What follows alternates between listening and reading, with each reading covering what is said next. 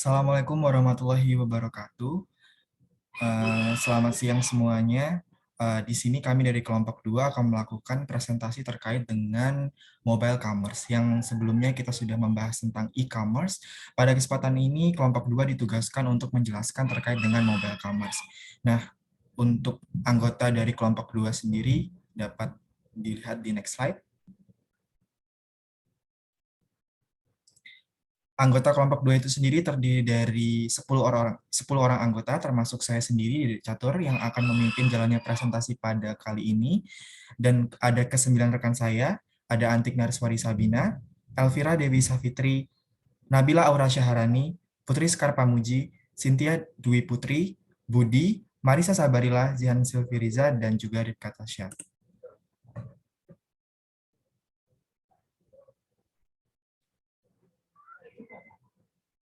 Next slide.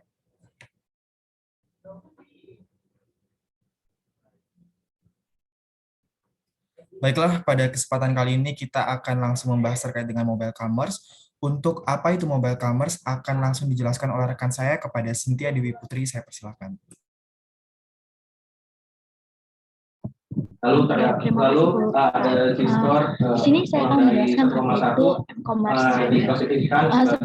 Yang tahu e-commerce atau biasa teman tahunya itu adalah mobile commerce, sesuai dengan namanya adalah Maaf Cynthia, perdagangan elektronik. sepertinya suaranya bertabrakan. Cynthia bisa mencari tempat terlebih dahulu yang lebih kondusif.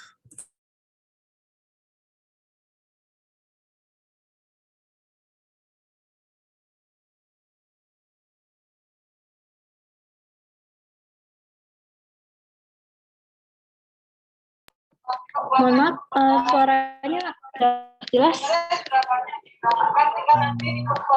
Masih banyak distraksinya, lebih keras suara backsound soalnya.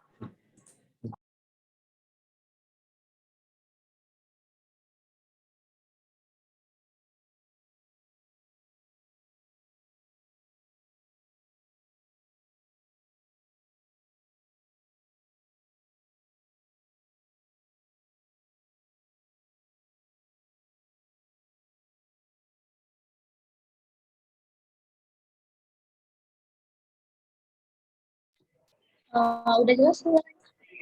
Sudah cukup jelas, Cynthia, boleh dilanjutkan. Oke. Jadi di sini saya akan menjelaskan apa itu m-commerce. Nah, m-commerce atau biasa teman-teman ketahui itu adalah mobile commerce, sesuai dengan namanya, yaitu adalah sistem perdagangan elektronik atau e-commerce yang dapat kita akses melalui mobile gadget yang kita miliki, seperti handphone, laptop, notebook, tablet, dan lain sebagainya.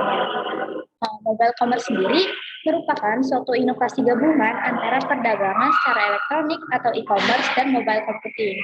Nah, m-commerce dibuat bukan untuk menggantikan e-commerce, melainkan untuk melengkapi e-commerce itu sendiri. Hal ini terlihat dari pendapat e-commerce, yaitu mobile commerce tidak menggantikan e-commerce, tetapi sebagian besar transaksi penjualan dari e-commerce datang dari mobile phone. Nah, pada m-commerce sendiri, terdapat beberapa komponen yang harus diperhatikan. Di antaranya yaitu yang pertama ada pembayaran seluler. Pembayaran seluler merupakan salah satu komponen penting dalam e-commerce yang dapat mempermudah kita, baik sebagai konsumen maupun melakukan pembayaran ataupun penerima pembayaran melalui perangkat seluler. Dengan adanya komponen ini, maka proses pembayaran akan menjadi lebih cepat dan efisien. Komponen yang kedua yaitu mobile banking. Selain melakukan pembayaran secara seluler, fasilitas mobile banking juga penting dalam e-commerce. Mobile banking sendiri merupakan transaksi bank diotorisasi dan diproses melalui telepon seluler. Contoh, pemaksimalan mobile banking pada m-commerce yaitu kita tidak perlu lagi memasukkan nominal yang harus kita bayar, namun hanya dengan menggunakan nomor virtual pembayaran ataupun dengan menggunakan scan barcode pembayaran. Nah, terdapat komponen yang ketiga yaitu komponen aplikasi seluler. Komponen ini merupakan komponen dalam e-commerce yang berguna untuk mempermudah akses pengguna dalam mencari dan membeli produk.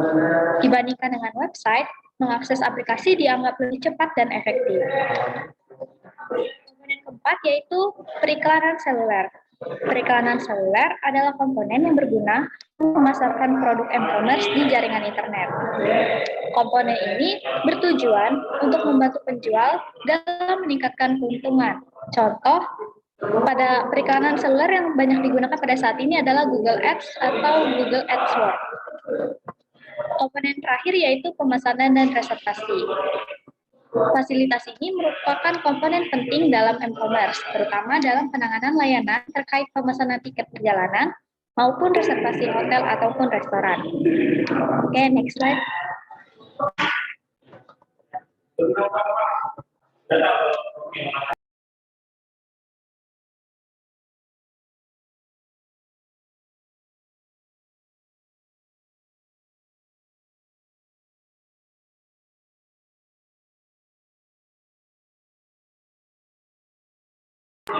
Nah, di sini kemudian kita tampilkan beberapa aplikasi e-commerce terbaik yang ada di Indonesia.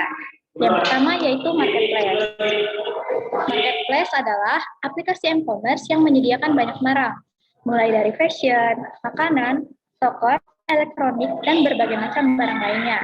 Contoh marketplace yang ada di Indonesia yaitu Lazada, Shopee, Tokopedia, dan Bukalapak. Selanjutnya yaitu aplikasi penyedia online travel dan transportasi. Sesuai dengan namanya, aplikasi ini adalah aplikasi yang menyediakan pemesanan tiket perjalanan dan tiket reservasi hotel ataupun restoran. Nah, aplikasi penyedia online travel dan transportasi yang ada di Indonesia sendiri yaitu Traveloka, Pergi-Pergi, dan Tiket.com. Yang ketiga yaitu aplikasi mobile payment. Mobile payment menjadi salah satu hal yang tren pada saat ini. Hal ini disebabkan karena banyak masyarakat yang lebih suka untuk tidak melakukan kegiatan berulang menambahkan kartu kredit dengan rincian pengiriman. Sehingga solusi satu yang terintegrasi dengan dompet seluler atau mobile wallet yang menawarkan pelanggan ini menjadi hal yang tren. Adapun aplikasi mobile payment yang ada di Indonesia pada saat ini yaitu OVO, Dana, GoPay, dan ShopeePay. Selanjutnya yaitu Fashion Mobile Commerce. Aplikasi Fashion Mobile Commerce sendiri itu kurang lebih tidak jauh berbeda dengan aplikasi marketplace. Namun pada aplikasi ini dia hanya menjual hal-hal terkait fashion. Adapun contoh aplikasi Fashion Mobile Commerce yaitu Zalora, Sosiola, CV, dan masih banyak aplikasi Fashion Mobile Commerce lainnya. Dan yang terakhir yaitu Electronic Mobile Commerce. Untuk aplikasi elektronik mobile commerce, dia kurang lebih tidak jauh berbeda dengan marketplace dan mobile fashion mobile commerce. Namun, pada elektronik mobile commerce sendiri, dia hanya menjual hal-hal terkait elektronik. Nah, contoh aplikasi elektronik mobile commerce sendiri adalah Bineka dan Eraton. Oke, mungkin itu saja dari saya kembalikan ke moderator. Baik, terima kasih kepada rekan saya, Cynthia. Jadi pada intinya tadi kita ngebahas tentang mobile commerce, di mana kalau kita bahas mobile commerce ini, maka ranahnya adalah kita menggunakan yang namanya bentuk perangkat kerasnya adalah handphone yang kita kenal ya. Jadi bentuknya biasanya adalah sistemnya aplikasi seperti kayak misalkan tadi sudah disebutkan salah satu contohnya ada Zalora dan lain sebagainya. Jadi di sini mobile commerce merupakan secara singkat itu adalah aplikasi yang digunakan yang harus menggunakan perangkat keras berupa mobile. Nah, untuk yang selanjutnya ini akan saya bahas terkait dengan penggunaan m-commerce untuk meningkatkan maintenance, repair, and operation of goods and service atau biasa dikenal dengan MRO. Baik, boleh di next slide.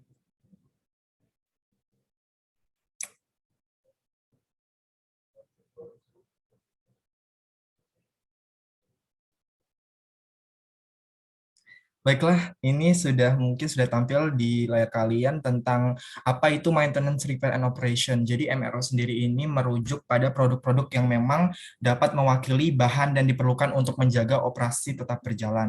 Jadi dalam ranah ini kasusnya adalah aplikasi suatu penunjang yang digunakan untuk mendukung berjalannya aplikasi dari mobile commerce ini sendiri. Jadi item MRO ini bisa kalau misalkan ya kita lihat di industri manufaktur itu ada kayak misal peralatan mesin standar dan suku cadang yang diperlukan untuk pemeliharaan peralatan modal. Jadi kalau di sini ranahnya adalah aplikasi, maka hal-hal yang digunakan untuk memaintenance dari si aplikasi tersebut.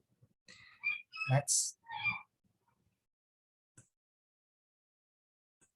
Nah, di sini bisa dilihat ada keterkaitan antara m-commerce dan juga MRO. Di mana kalau misalkan kita tarik garis benangnya di sini, m-commerce ini kan memanfaatkan sistem penggunaan mobile sehingga berdampak pada biaya perawatan aplikasi yang besar bagi perusahaan. Karena harus ada yang namanya maintenance. Karena kalau misalkan kita bilang tentang teknologi, apalagi ini sistemnya adalah mobile, maka harus ada maintenance yang kuat dan ketat sehingga dapat menjaga dari serangan-serangan hacker dan lain sebagainya. Sehingga keterkaitannya dengan MRO atau Maintenance, Repair, and Operation itu berperan sangat besar karena akan menjadi suatu ketahanan dari kejahatan digital seperti hacker, kemudian untuk kelancaran sistem operasi, perbaikan sistem, ataupun inovasi dan juga pengembangan. Itulah keterkaitan antara m-commerce dan MRO, sehingga semakin tingginya m-commerce tersebut, maka semakin tinggi pula maintenance, repair, and operation dari suatu aplikasi tersebut. Next. Baik, selanjutnya keuntungan dari m-commerce akan dijelaskan oleh rekan saya kepada Jihan, saya persilahkan. Baik, selanjutnya yaitu keuntungan dari m-commerce. Yang pertama adalah meningkatkan performa toko. Jadi dengan adanya m-commerce, pelayanan toko terhadap pelanggannya apakah sudah cukup baik atau masih kurang, lalu barang atau jasa yang ditawarkan sudah sesuai, dan pelayanan lainnya itu akan dilihat melalui ulasan yang diberikan pelanggan.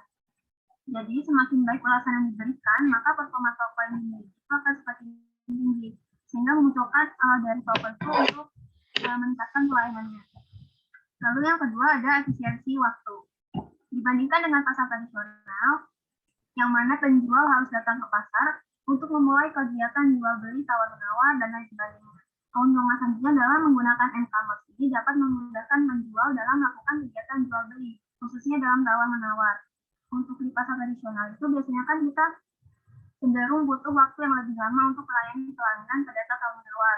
Pada m-commerce, harga itu sudah ditentukan dan biasanya itu tidak bisa ditawar. Mungkin ada sih beberapa platform yang memang menyediakan fitur atau menu untuk melakukan tawar-menawar, tetapi biasanya kesempatan dari penawaran pelanggan diterima itu cenderung kecil, jadi lebih menguntungkan penjualnya.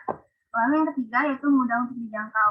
Artinya barang atau jasa yang kita jual akan lebih mudah menyebar informasinya dibanding dengan cara tradisional yang dari mulut ke mulut tanpa ada bukti yang akurat bahwa kualitas toko tersebut memang sudah baik daripada kompetitor yang lain. Lalu selanjutnya ada hasil yang lebih terukur. Histori yang ada di m-commerce itu akan memudahkan penjual dalam melakukan rekapitulasi laba dari penjualannya dan mencegah oknum tertentu untuk melakukan penipuan berupa misalnya uang kembali atau barang yang tidak sampai kepada tangan pembeli dan lain sebagainya. Yang terakhir yaitu praktis. Jadi dengan menggunakan m-commerce, penjual lebih mudah untuk melakukan kegiatan jual beli dimanapun dan kapanpun. Berbeda dengan cara yang masih tradisional, di mana kita harus datang ke toko untuk baru memulai kegiatan jual beli tersebut. Karena dengan m-commerce ini juga sudah dilengkapi dengan fitur seperti chatbot, di mana walaupun misalnya kita chat jam 12 malam itu masih tetap dibales. Walaupun mungkin pertanyaan kita nggak langsung balas, tapi sebenarnya udah disapa lebih sama dengan pokoknya seperti itu. Selanjutnya akan saya kembalikan kepada moderator.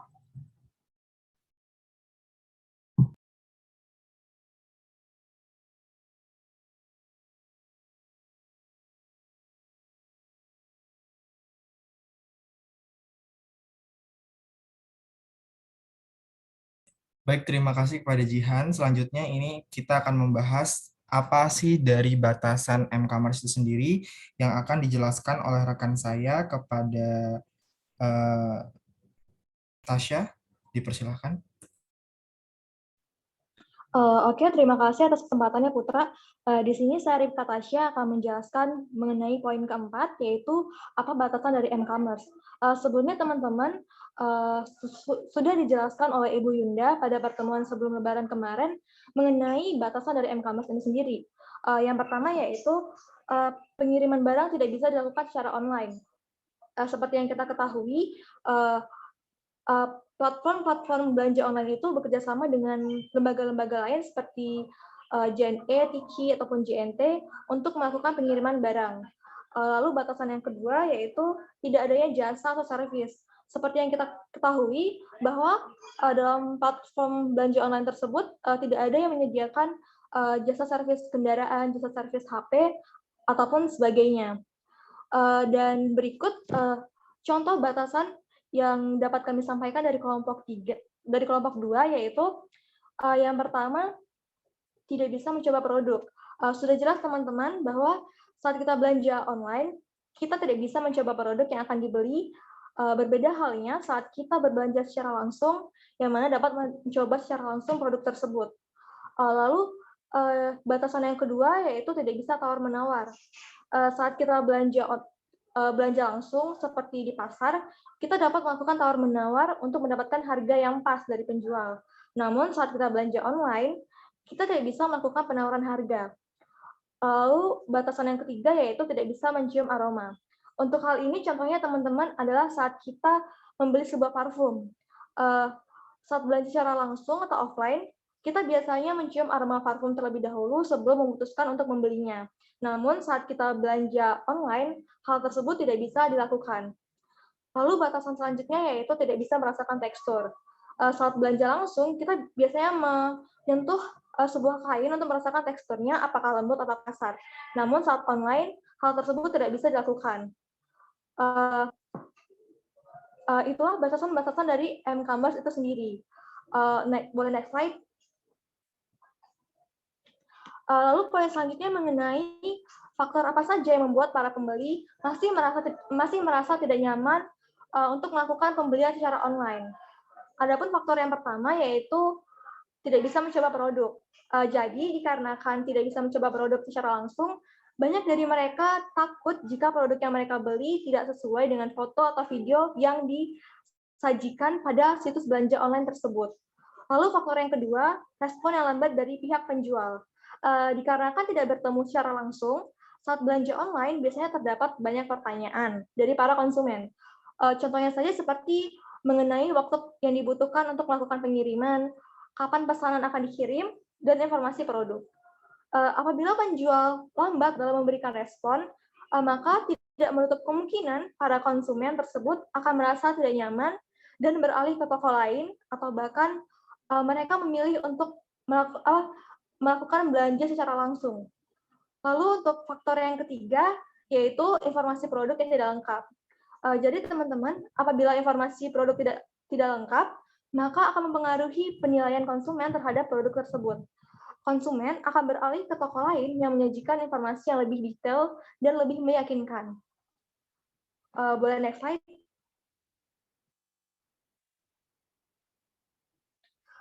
Adapun solusi-solusi yang dapat kami berikan berdasarkan faktor-faktor di atas. Yang pertama, mengenai tidak bisa mencoba produk.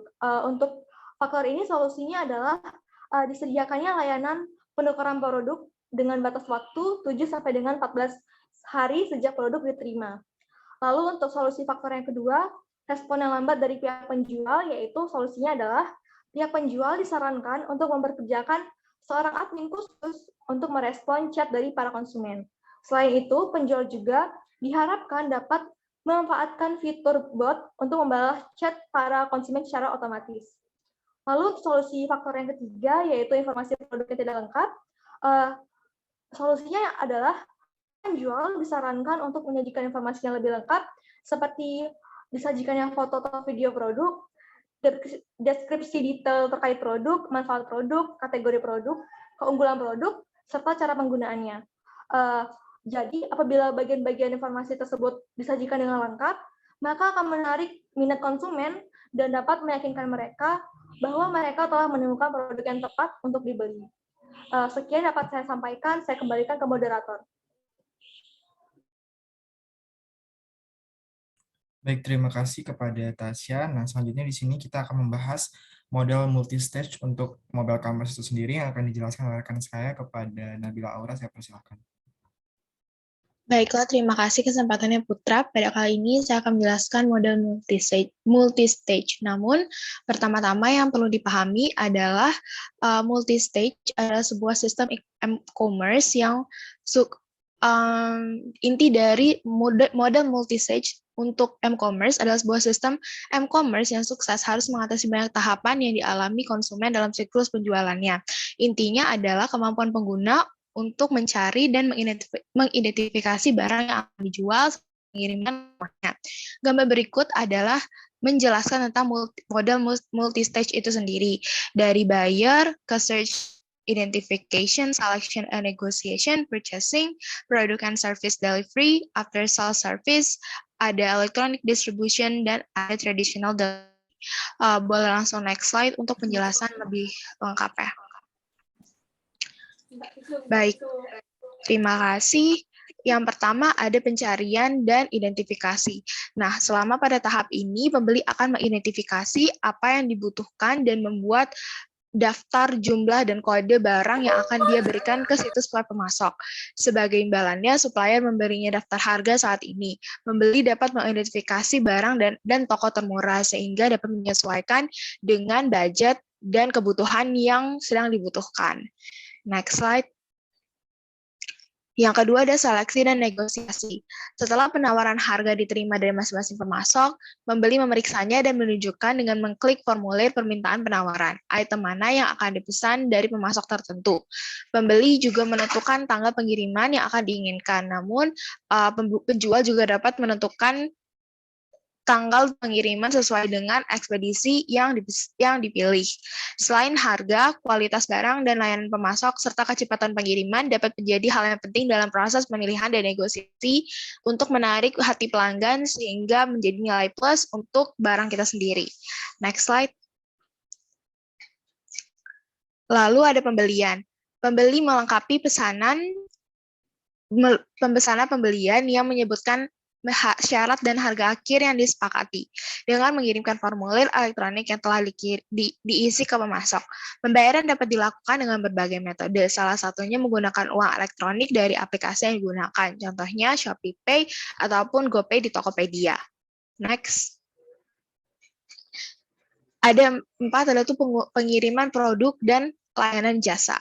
Nah, ada yang namanya distribusi elektronik yang dapat berupa dengan mengunduh perangkat lunak, musik, gambar, video, atau materi tertulis melalui internet, yang mana biayanya akan lebih murah daripada pengiriman barang melalui layanan pengiriman paket.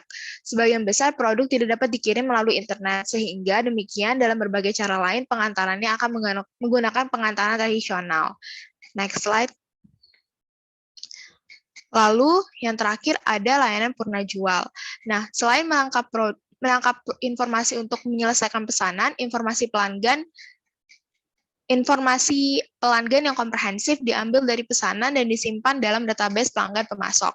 Informasi ini dapat mencakup nama pelanggan, alamat, nomor telepon, kontak person, riwayat kredit, dan beberapa detail pemesanan. Misalnya, jika pelanggan kemudian menghubungi pemasok untuk mengeluh bahwa tidak semua barang diterima, beberapa tiba dalam keadaan rusak, atau bahkan produk memberikan instruksi yang tidak jelas, semua perwakilan layanan pelanggan dapat mengambil informasi pesanan dari database melalui komputasi atau komunikasi perangkat, sehingga pelanggan merasa aman dan merasa barangnya tergaransi dengan layanan purna jual ini. Sekian penjelasan dari saya kembalikan kepada moderator. Baik, terima kasih pada Nabila. Selanjutnya ini akan membahas tentang tantangan global dari M-Commerce sendiri yang akan dijelaskan oleh rekan saya kepada Marisa Sabarila. Saya persilahkan.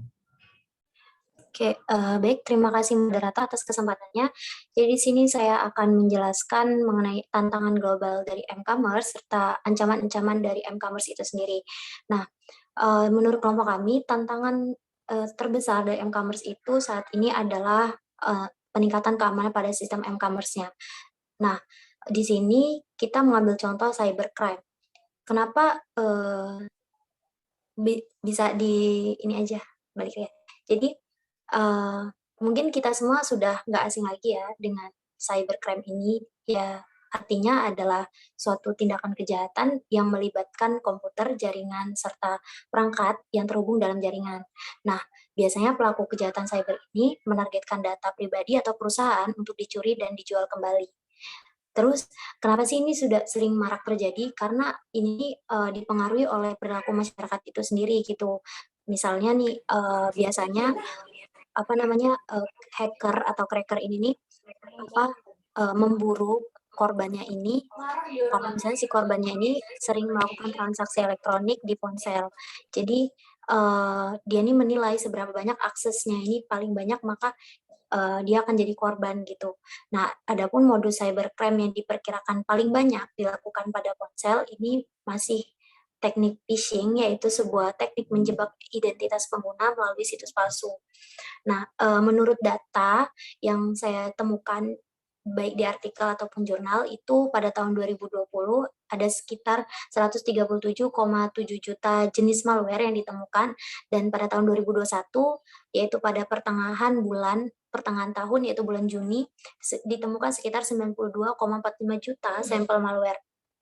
Nah, ini nih menunjukkan bahwa perkembangan serangan cyber ini semakin meluas dan bisa merugikan siapa saja. Sehingga tantangan global e-commerce ini bagi perusahaan-perusahaannya ini adalah untuk meningkatkan keamanan pada sistem e-commerce sehingga bisa meminimalisir ataupun mencegah terjadinya cybercrime.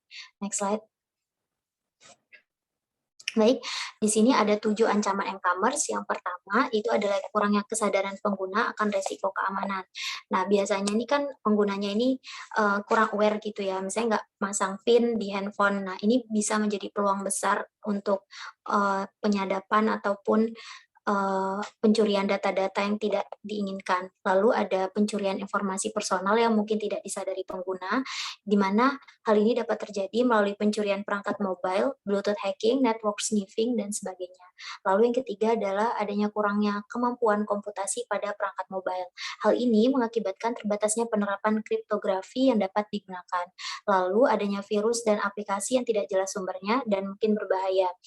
Lalu ada transmisi nirkabel. Hal ini mengakibatkan sinyal transmisi dapat ditangkap oleh siapapun dan bebas. Nah, seorang penyadap ini dapat menggunakan radio penerima yang dapat mengintersepsi aliran data dari telepon seluler ke BTS. Nah, penyadap dapat mencoba menginterpretasi data, memodifikasi pesan, menahan pesan, atau bahkan mencegah pesan sampai kepada pengguna. Lalu ada serangan man in the middle attack, di mana penyerang ini dapat mengintersepsi komunikasi antara dua pihak, kemudian menyerupai. Menyerupai di sini maksudnya, jadi si pihak ini nih nggak sadar kalau misalnya dia tuh berkomunikasi dengan pihak yang salah. Nah, serangan ini bisa saja dilakukan oleh penyerang yang memiliki akses ke PlayStation. Lalu yang terakhir, ada penyerangan yang dapat mengintersepsi komunikasi. Dapat saja menyimpan pesan tertentu, kemudian mengirimnya kembali di lain waktu. Hal ini memungkinkan penyerang untuk mencoba meyakinkan server bahwa dia adalah seorang pengguna yang terautentikasi. Itu saja yang dapat saya sampaikan dan jelaskan. Saya kembalikan lagi kepada moderator. Baik, terima kasih Marisa. Selanjutnya di sini kita akan membahas terkait dengan ancaman yang dihadapi oleh e-commerce itu sendiri dan bagaimana strategi yang diterapkan. Jadi di sini ada Budi yang akan menjelaskan, boleh? Baik, terima kasih atas kesempatannya. Seperti yang dijelaskan sebelumnya, yang telah dijelaskan oleh teman kita, Marisa, yang itu ancaman yang dihadapi oleh aplikasi e-commerce. Dan sekarang saya akan membahas strategi yang diterapkan pada aplikasi e-commerce untuk mengatasi ancaman-ancaman tersebut. Next slide. Ya. Hal yang penting pada aplikasi mobile commerce dari sudut pandang keamanan. Yang pertama, keamanan aplikasi itu menyediakan layanan yang berdasarkan pendaftaran atau subscription. Nah, caranya yaitu untuk mendaftar, user dapat memberikan informasi seperti nomor kartu kredit atau nomor identitas dan informasi lainnya. Aplikasi harus melindungi informasi ini karena akan diproses di klien dan akhirnya sampai ke server. Jika informasi pelanggan tersebut memenuhi persyaratan yang dibutuhkan, maka pelanggan akan terdaftar dan informasi tersebut akan tersimpan pada basis data di server yang juga harus dilindungi keamanannya. Yang kedua, yaitu pengguna yang sudah terdaftar dapat meminta informasi atau permintaan tertentu dari layanan yang didaftarnya. Oleh karena itu, pengguna membutuhkan cara tertentu untuk membuktikan identitasnya kepada server sehingga dapat diverifikasi dengan menggunakan informasi yang tersimpan pada basis data server.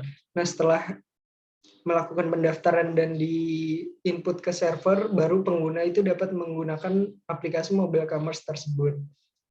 Nah, yang ketiga, permintaan informasi dari klien dan respon dari server mungkin saya mengandung informasi yang sifatnya sensitif. Contohnya, jika seseorang pengusaha melakukan transaksi bisnis yang menyangkut rahasia perusahaan dengan memanfaatkan server, maka perusahaan tersebut tidak mau orang lain mengetahui isi pesan tersebut selama transaksi dilakukan. Dengan kata lain, kerahasiaan informasi ini juga harus dijaga. Jadi tidak sembarangan orang bisa mengakses data-data yang di input tersebut. Sekian yang dapat saya sampaikan. Selanjutnya saya kembalikan kepada moderator. Baik, terima kasih Budi. Nah, selanjutnya kita akan menjelaskan tentang identity theft yang akan dijelaskan oleh rekan saya kepada Antik. Saya persilakan. Baik, sesuai namanya, identity theft ini merupakan tindakan pencurian identitas di mana seseorang menggunakan identitas orang lain tanpa izin untuk keuntungan pribadi. Lalu apa saja sih data yang dicuri? Contohnya adalah nomor jaminan sosial, nama, alamat, nomor telepon, bahkan nomor SIM. Dan biasanya dipakai untuk apa? Biasanya dipakai untuk mengajukan kredit, mendapatkan layanan medis, bahkan mendapatkan fresh money atau uang cash secara langsung. Nah, seperti apa sih contohnya? Misalnya, saat pengajuan untuk mengaktifkan Shopee Pay gitu misalnya, kita kan pasti perlu mengajukan informasi mengenai KTP kita, misalnya dengan memfoto KTP kita. Dan apabila terdapat celah dan terdapat kebocoran data, data tersebut bisa digunakan oleh pihak yang tidak bertanggung jawab untuk mengajukan kredit. Wait.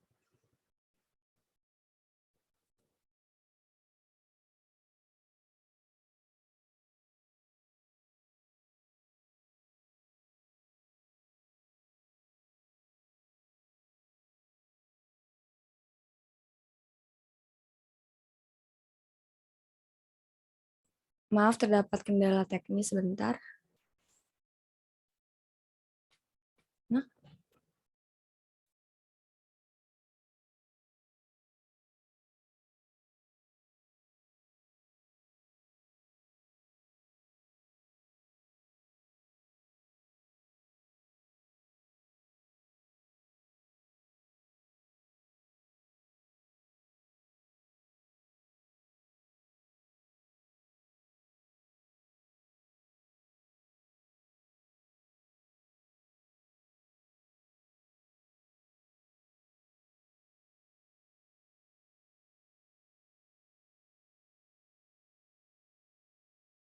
Apakah sudah terlihat lagi di layar?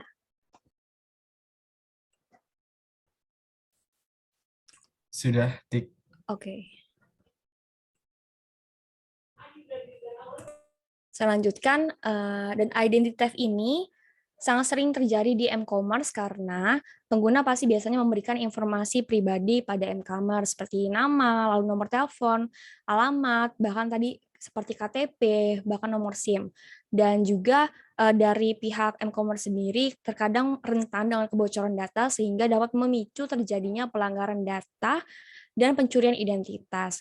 Dan beberapa tips yang kelompok kami dapat berikan untuk menghindari m-commerce adalah agar sandi m-commerce-nya diperkuat, misalnya dengan menggunakan angka ataupun karakter-karakter yang unik dan menghindari penggunaan data-data pribadi sebagai sandi. Contohnya seperti nama panggilan, lalu tanggal lahir sebaiknya dihindari. Lalu bisa juga memanfaatkan mobile verification. Contohnya misalnya ditautkan dengan Gmail ataupun akun sosial media lainnya, sehingga apabila terdapat aktivitas yang bukan kita lakukan, itu dapat diberitahukan melalui notifikasi. Lalu kita juga bisa melakukan cek berkala pada aktivitas aplikasi. Cek berkala ini bisa kita lakukan secara manual, misalnya kita mengecek transaksi atau misalnya pemesanan atau search atau apapun itu yang mungkin terjadi kejanggalan dapat kita langsung tindaklanjuti atau laporkan ke m-commerce tersebut. Lalu yang terakhir adalah meningkatkan keamanan sistem aplikasi. Tips ini diajukan untuk para developer dari m-commerce itu sendiri agar bisa meningkatkan keamanan sehingga dapat memberikan kenyamanan bagi para penggunanya. Baik, itu saja dari saya. Terima kasih. Selanjutnya saya berikan kembali kepada moderator. Terima kasih Antik atas penjelasannya. Next kita akan bahas terkait dengan peran Digital Certificates and Certificates Authorities yang akan dijelaskan oleh rekan saya kepada Putri. Saya persilakan. Baik, terima kasih moderator atas kesempatannya. Di sini saya akan membahas poin yang ke-9, yaitu mengenai peran Digital Certificate and Certificate Authorities. Boleh next slide?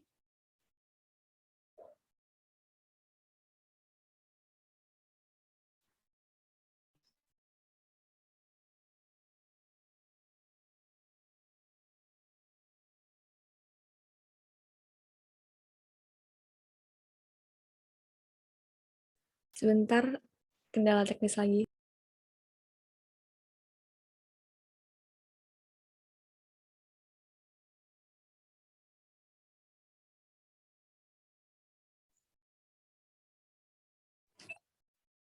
Iya, bagian ini nanti.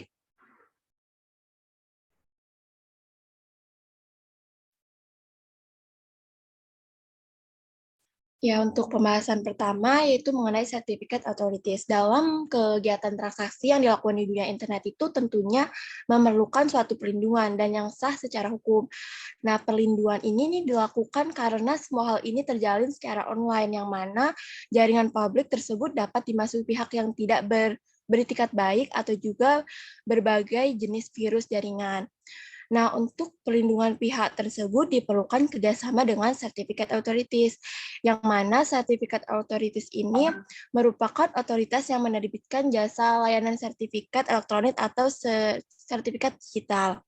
Nah, untuk sertifikat elektronik sendiri merupakan sertifikat yang bersifat elektronik yang memuat tanda tangan elektronik dan identitas yang menunjukkan status subjek hukum para pihak dalam transaksi elektronik yang dikeluarkan oleh penyelenggara sertifikat elektronik. Boleh next slide, Antik. Untuk pembahasan yang kedua yaitu mengenai peran digital certificate. Untuk menciptakan koneksi yang aman ini, suatu sertifikat SSL atau Secure Socket Layer, atau juga bisa disebut dengan sertifikat digital, ini memiliki dua peran. Yang pertama itu sertifikat ini mengotentikasi identitas situs web dan juga mobile commerce dengan menjamin pengunjung bahwa mobile commerce tersebut bukan merupakan situs web yang palsu. Yang kedua yaitu sertifikat ini mengenkripsi data yang sedang dikirim. Dengan adanya enkripsi data, ketika terjadinya pertukaran data yang terjadi di dalam situs tersebut, keamanannya itu sudah maksimal terkait kepastian hukum bagi pelaku usaha sekaligus pembeli mengenai keamanan data mereka. Next slide. Untuk pembahasan selanjutnya, saya kembalikan kepada moderator. Baik, sekarang kita akan ke yang terakhir, terkait dengan organisasi apa sih yang mengalami kesulitan untuk menjadi organisasi bisnis berbasis mobile commerce. Yang akan dijelaskan oleh rekan saya kepada Elvira, saya persilakan. Baik, sebelumnya kita sudah mengetahui bahwa m-commerce itu memiliki banyak sekali manfaat ya.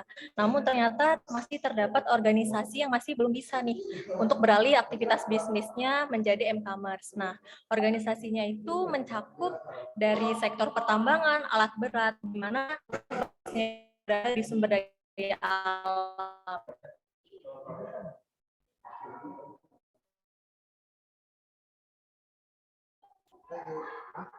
Next slide. Lalu selanjutnya dijelaskan juga beberapa contoh organisasi yang tidak dapat menggunakan m-commerce. Pertama seperti Freeport, yang kedua seperti Adol Energy, dan yang ketiga seperti perusahaan alat berat. Nah, organisasi ini belum bisa melalui m-commerce karena bisnis ini tidak dapat didistribusikan secara langsung atau tanpa melalui proses tertentu. Next slide.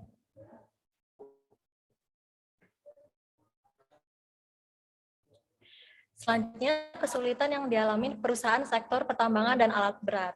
Jadi m-commerce ini memungkinkan pengguna untuk menjadi juga membuka lapak ya. Namun dalam beberapa perusahaan seperti perusahaan pertambangan, alat berat tidak dapat dilakukan melalui m-commerce. Hal ini karena tanpa melalui pemerintah, sektor pertambangan tidak dapat mendistribusikan hasil aktivitas bisnisnya secara langsung. Selain itu, retail juga tidak membeli alat berat. Dan untuk alat berat sendiri ini target pasarnya adalah perusahaan-perusahaan besar sehingga tidak fleksibel apabila dijual melalui m-commerce itu sendiri. Sekian dari saya kembalikan kepada moderator. Baik, terima kasih pada seluruh rekan-rekan saya yang sudah menjelaskan materi dengan sangat baik. Sekarang kita masuk ke sesi tanya jawab. Saya persilakan kepada 2 atau 3 orang penanya yang bertanya terlebih dahulu terkait dengan mobile commerce ini. Silakan untuk raise hand. Boleh diberhentikan dulu share screen-nya.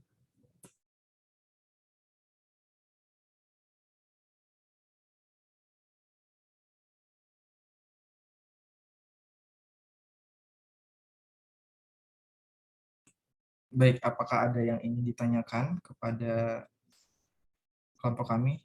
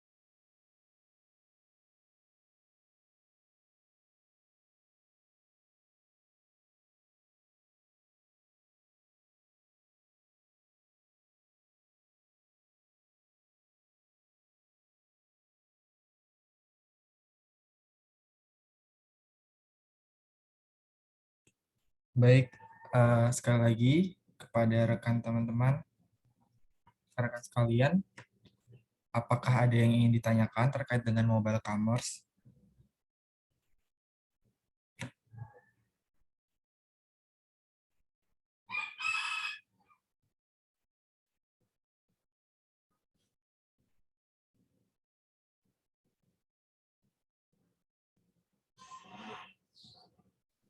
Izin bertanya, Put. Boleh Adit, dipersilahkan. Ya, izin bertanya, Put. Menurut kelompok kalian, bagaimana tanggapan kalian untuk mengatasi kejadian-kejadian saat pembelian gitu? Misalnya gini, misal pembelian itu melakukan kayak penyalahgunaan gitu. Misalnya seorang pembeli, terus dia itu sengaja memberikan lokasinya itu ke alamatnya salah, seperti ya kan pernah kan yang lagi viral sekarang itu mengasih alamat yang salah. Itu bagaimana sih tanggapan m-commerce terhadap dampak itu? Dia membeli barang terus memberikan alamatnya di kuburan gitu kan, pernah kan terjadi. Itu tanggapan m-commerce sendiri itu bagaimana agar kejadian tersebut tidak dapat terulang kembali? Baik, sekian, terima kasih. Terima kasih kepada Adit pertanyaannya. Dipersilakan, masih ada yang ingin bertanya lagi, 1 orang lagi, teman-teman.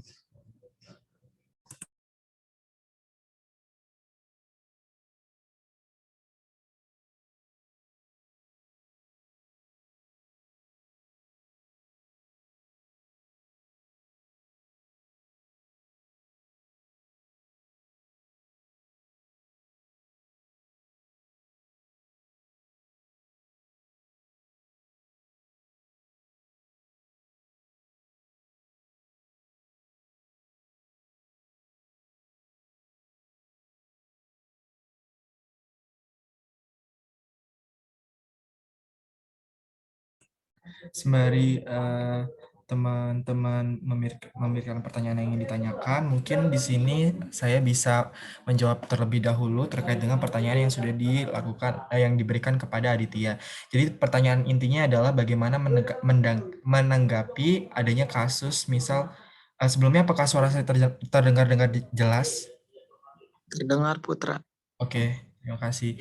Jadi untuk menanggapi itu hal tersebut, itu biasanya di setiap aplikasi mobile commerce itu disediakan yang namanya fitur pelaporan atas misal kayak kejadian-kejadian yang tidak sebagaimana mestinya. Nah, kasus yang sering terjadi ini biasanya kan kayak misal di aplikasi besar seperti Shopee, Tokopedia, dan juga aplikasi belanja besar lainnya. Nah, kalau misal kita lihat implikasinya, ternyata ketika adanya kasus-kasus seperti itu, maka tindak lanjut yang diberikan adalah dengan kurir ataupun pihak yang merasa dirugikan melaporkan hal tersebut ke pihak terkait, yang dimana di sini adalah pemilik aplikasi tersebut. Jadi dengan adanya fitur pelaporan tersebut, itu dapat menjadi salah satu bentuk problem solving bagi masalah yang sering terjadi terkait dengan laporan-laporan misalkan kayak alamat yang dituju tidak sesuai dan sebagainya. Dengan adanya nanti dikumpulkannya bukti-bukti atau data-data, nanti bisa di-tracking siapa sebenarnya dalang di balik kasus-kasus tersebut, sehingga nanti bisa di-blacklist dari database aplikasi tersebut. Gitu sih biasanya yang sering dilakukan aplikasi.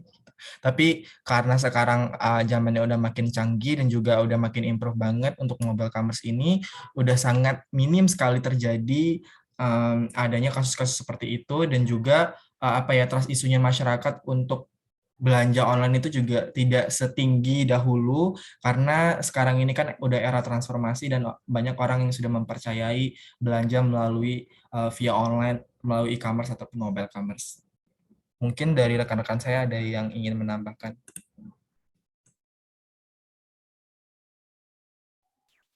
Izin menambahkan, apakah terdengar?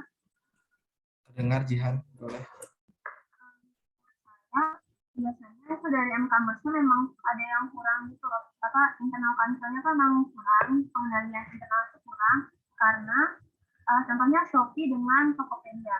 Itu kalau di Tokopedia cenderung sulit orang-orang untuk oknum tertentu tuh untuk melakukan pemesanan palsu. Yang saya tahu seperti itu. Kalau di Shopee itu memang gampang untuk melakukan hal tersebut. Jadi menurut saya itu dari e-commerce-nya sendiri. Dan untuk penjualnya sendiri mungkin lebih baik, ada baiknya kalau misalkan packing seperti itu, dilihat dulu alamatnya, dicari dengan jelas dulu, baru bisa di-packing.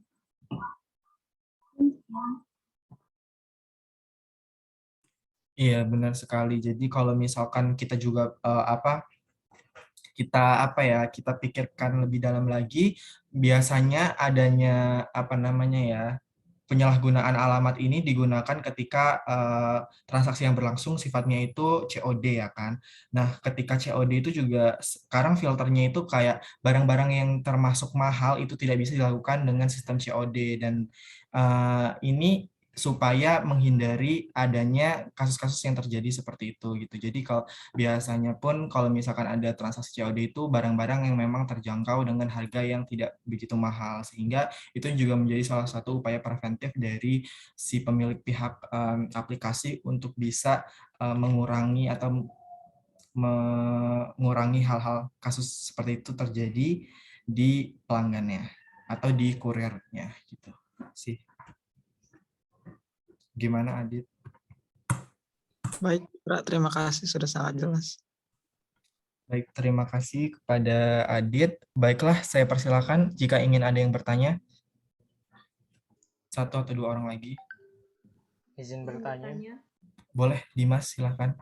Dan Putri Sinta, nanti setelah itu. Baik, terima kasih atas kesempatannya.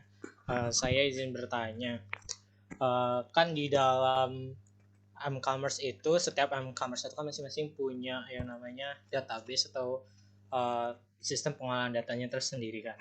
Nah, di sini diasumsikan di satu m-commerce itu database-nya itu salah satunya ya, misalnya kayak di Zalora gitu. Nah, misalnya di Zalora ini m-commerce itu database-nya bocor. Nah, kira-kira ada nggak sih pengaruhnya ke m-commerce yang lain gitu? Atau seandainya mereka ini satu induk data gitu.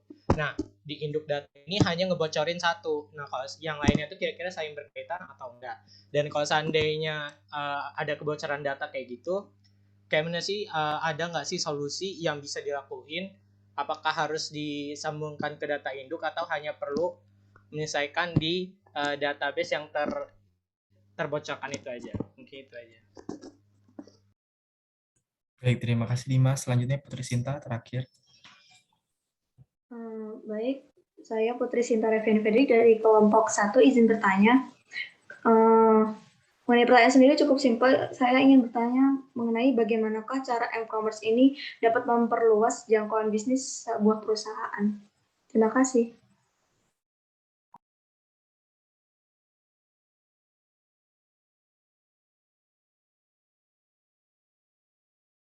Baik, terima kasih pertanyaannya kepada Dimas dan Putri Sinta. Kami izin mendiskusikan sebentar saja.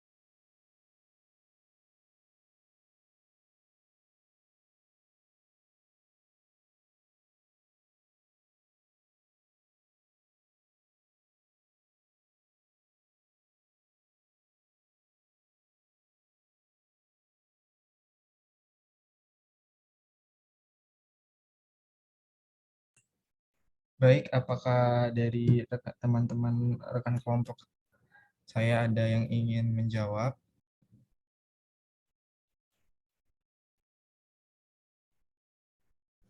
Oke, baik, kepada Nabila Aura, saya persilahkan.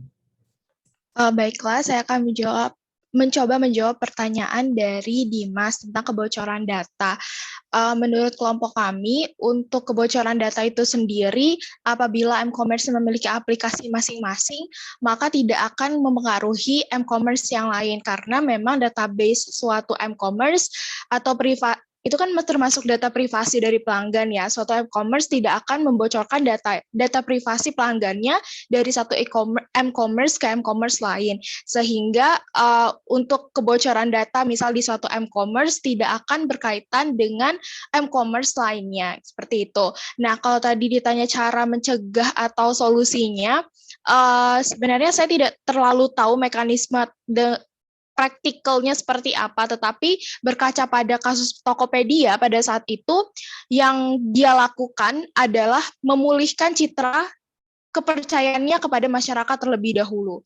Jadi solusinya adalah bagaimana Tokopedia dapat bijak menanggapi publik yang sudah tidak percaya lagi. Karena dari segi bisnis pun, sehebat apapun teknologi kita, tapi kalau kepercayaan dari masyarakat tidak kita pegang, maka tidak akan memakai bisnis kita tersebut dari bisnis kita tersebut.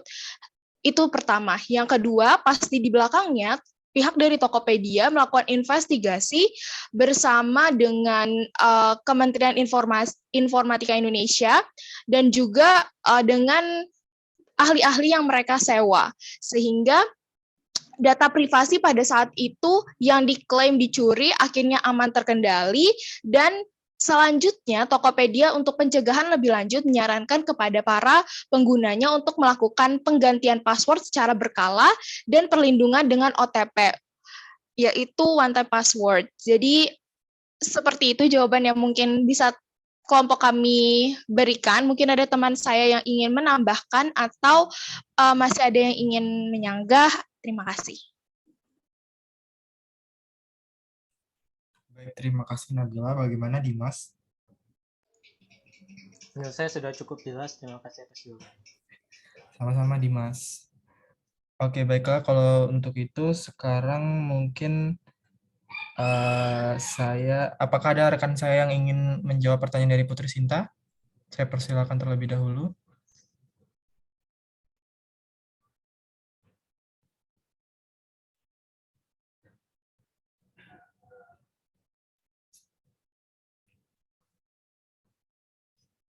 Baik, karena mungkin yang lain sedang memikirkan jawabannya, mungkin saya bisa mencoba menjawab bagaimana sih m-commerce ini bisa memperluas jaringan bisnis dari suatu organisasi atau entitas gitu ya. Coba kita ambil contoh Zalora mungkin ya. Zalora itu kan dia juga punya store offline-nya dan juga dia punya store via mobile-nya. Nah, gimana bisa memperluas? Ya karena adanya mobile ini tadi, Zalora bisa memperluas market-nya. Orang-orang yang di kotanya tidak memiliki toko offline Zalora bisa melakukan pemesanan barang-barang dari Zalora itu sendiri. Sehingga tentunya dengan adanya perkembangan teknologi yang sangat pesat ini, salah satunya ada mobile commerce, itu dapat memperluas market dari setiap entitas atau organisasi yang bergabung. Biasanya entitas atau organisasi yang bergabung itu yang di ranah kayak fashion, makanan, dan sebagainya. Dengan demikian, tentunya karena kita bisa melakukan pemesanan secara online, kita bisa bayar konfirmasi secara online melalui online payment, kemudian kita tinggal menunggu barangnya dikirim dengan kurir, dengan sangat kemudahan yang diberikan, makanya kita sampai sekarang tahu Shopee sudah sangat besar, Tokopedia sudah sangat besar, itu membuktikan bahwasanya mobile commerce ataupun e-commerce menjadi salah satu percepatan di bidang digitalisasi yang sangat berpengaruh besar dalam memperluas market dari suatu entitas atau organisasi. Kita bisa lihat di tahun 2000, awal di tahun 2008 atau 10, Tokopedia dibangun dan sampai sekarang sudah sangat sebesar ini sampai bisa memasarkan memasarkan sahamnya kepada publik, itu merupakan salah satu bentuk kenapa mobile commerce ataupun e-commerce terkhusus mobile commerce ini sendiri ya menjadi salah satu upaya yang sangat strategis yang sekarang ini banyak sekali diterapkan oleh banyak organisasi ataupun entitas untuk bisa memperluas jaringan bisnis mereka. Sekian. Putri Sinta gimana? Izin menambahkan. Baik kepada Putri dipersilahkan. Menurut saya bagaimana m-commerce itu memperluas jaringan bisnisnya kan. Menurut saya sendiri dengan semakin tahun ya, itu pasti kan kecanggihan teknologi juga semakin tinggi kan. Nah, orang-orang juga pasti akan memilih daripada belanja secara offline atau dengan repot, mending mereka pasti memilih dengan mudah kan melalui m-commerce itu sendiri. Selain itu juga dengan cara m-commerce ini dapat mempertahankan kesetiaan pelanggannya, yaitu dengan cara yang tadi seperti yang ditanya oleh Adit, bahwa seperti misalnya ada kesalahan alamat tadi. Terus selain itu juga m-commerce juga dapat menambah kinerja mereka. Seperti itu. Apakah jelas sih, Putri Sinta? Saya boleh menambahkan? Silakan. Oke. Kalau saya benar banget setuju yang dibilang Putri sama Dede. Cara kita menjangkau pasar atau bisnis itu kan dengan memanfaatkan teknologi yang ada. Nah, karena teknologi saat ini juga udah semakin maju dan berkembang, jadi kita juga harus semakin meningkatkan lagi keamanannya. Seperti yang telah saya jelaskan tadi, gimana sih tantangan terbesar dari m-commerce itu, yaitu peningkatan keamanannya. Kalau misalnya apa ya, keamanannya itu udah semakin baik, maka otomatis tuh kayak konsumen juga semakin percaya. Kalau dia semakin percaya, ya berarti bisa apa ya, makin banyak pelanggan-pelanggan yang setia untuk menggunakan aplikasi atau m-commerce yang mereka miliki. Jadi kalau menurut saya, karena tadi kan salah satu keunggulan dari m-commerce itu meningkatkan performa toko, di mana tombaknya adalah dari ulasan gitu. Jadi ulasan yang ada di m-commerce itu kan bisa jadi tolak ukur bagi pembeli yang lainnya. Terus juga apalagi ditambah sekarang ini kan ada TikTok dan lain sebagainya gitu. Jadi orang-orang banyak nge-review lewat video, jadi kan semakin banyak gitu orang-orang yang tahu akan usaha dari misalnya UMKM atau toko-toko yang lainnya. Jadi bisa jadi lewat dari m-commerce itu bisa menaikkan performa toko tersebut. Baik, sepertinya sudah cukup ya dari tambahannya. Gimana Putri Sinta? Ya, terima kasih banyak atas jawaban dan tambahan dari teman-teman. Sudah sangat jelas. Oke, Terima baik. kasih. Oke, baik, sama-sama. Baiklah, itu saja presentasi dari kelompok kami. Mungkin habis ini akan dilakukan presensi oleh rekan kita Marisa. Terima kasih semua yang sudah menyimak. Saya akhiri. Wassalamualaikum warahmatullahi wabarakatuh.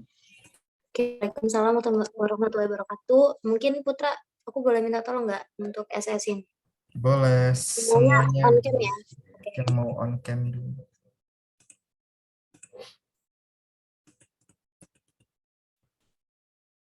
Save.